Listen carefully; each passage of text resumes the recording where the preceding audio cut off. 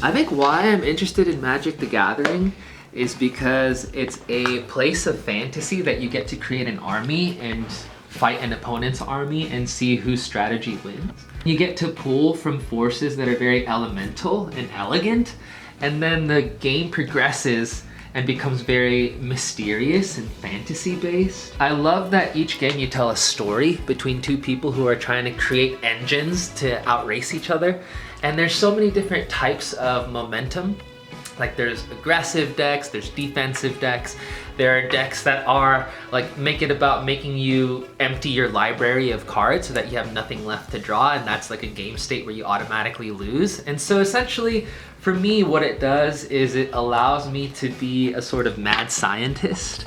And so you got like this blue intellectual type coming together with this fiery impulsive type, and typically in Magic these colors are opposed to each other, and as you would guess each color represents a faction. So green is very natural, red is very fire, and it just speaks to that inner subconscious that's drawn to Tolkien, that's drawn to medieval folklore.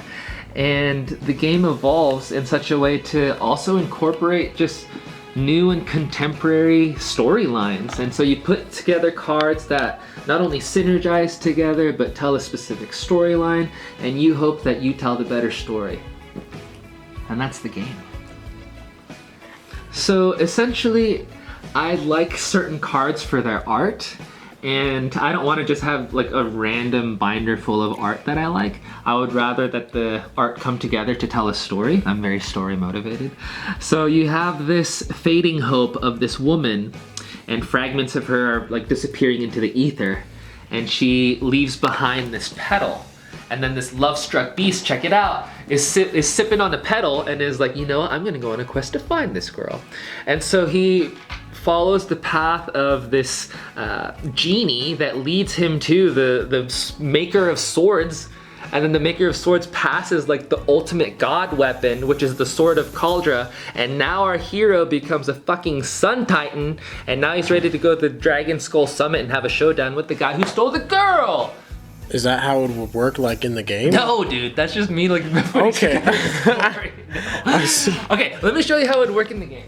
So, my favorite way to play Magic is a strategy called Tempo. And the whole point of Tempo is to play aggressively with very optimal threats.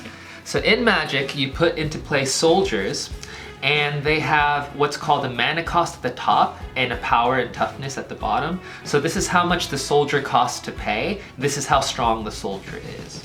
And so Tempo tries to get into play cards with low mana costs, so get a threat immediately on the board, specifically one that can get around long game stalls, because the goal of Tempo is to win quickly and efficiently.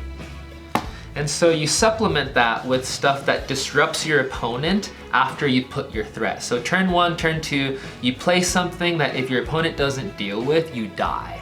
And everything you want to play after the early aggressive threat is disruption.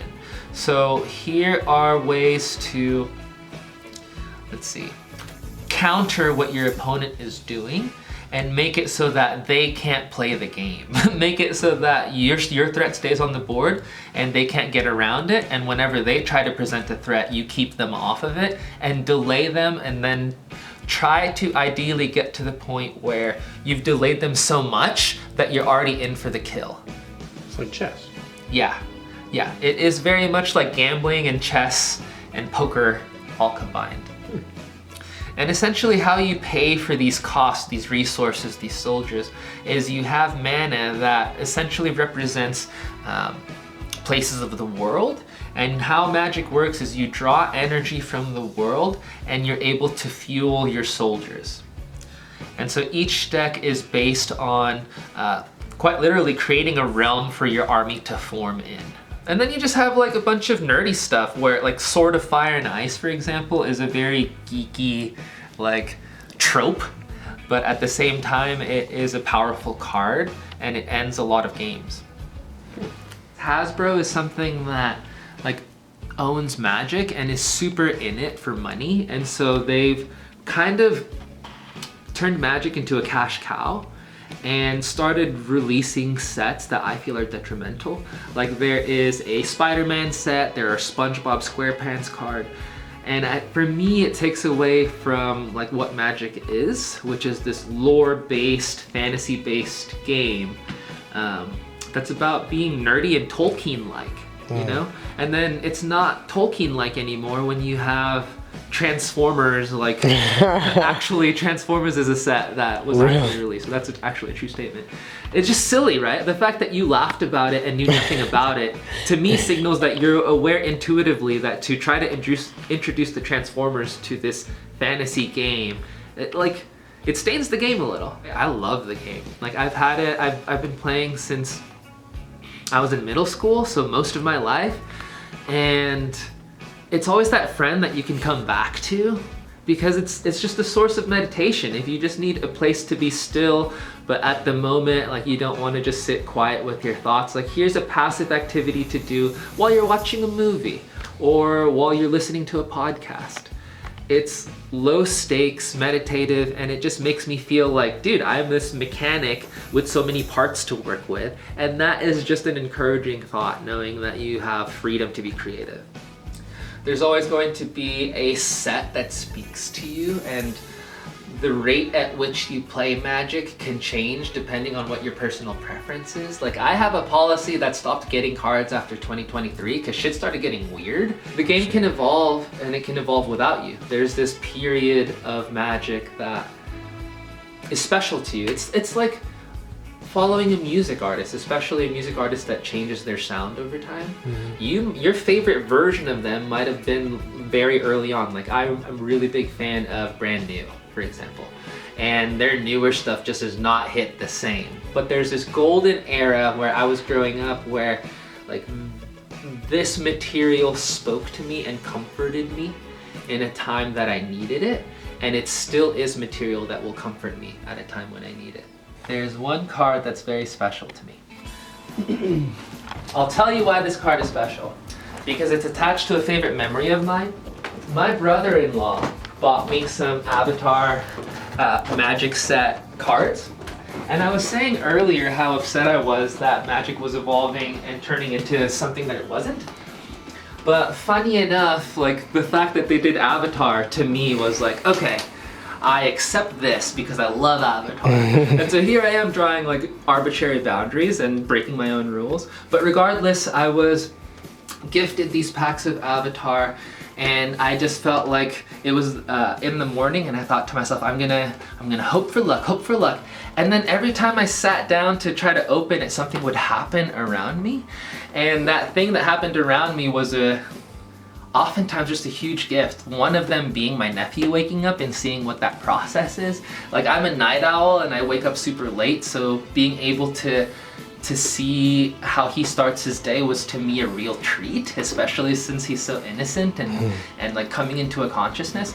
And so this day was just like that, where everything that happened around me was something I was really grateful for. And then finally at the day's end, when it was late at night, I thought like, okay, I doubt there'll be an interruption now. I open this pack and I think to myself, I just want to feel even more grateful. And I opened this card. And so Wan Shi Tong is actually quite competitive and is the second most expensive card in the set. And my jaw dropped, and there was just a moment where I knew God was saying like, hey, here's the cherry on top, but the real reward and gratitude was the gifts of the people you love. And then obviously the other time, so get this, I treated this pack of Pokemon cards as a sort of tarot, and I don't think that's weird, because people are out here with tarot cards saying like, oh, this is gonna happen on this day, this card said that. Like I feel like opening a pack of Pokemon cards is the same thing. And so I put it out into the world.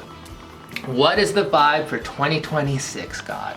Like, I know Pokemon in and out, like I'll be able to discern what you mean by what Pokemon you give me. What is the vibe for 2026? What energy should I bring into the year? And I pull the chase card of the set. I looked it up, only about 1 in 400 packs has this card. And it is the one, the only, Borderless Charizard. It's a $250 card. And When I opened it, I thought to myself, Dresden, the year that you want to come at in 2026 is nothing beats a Charizard.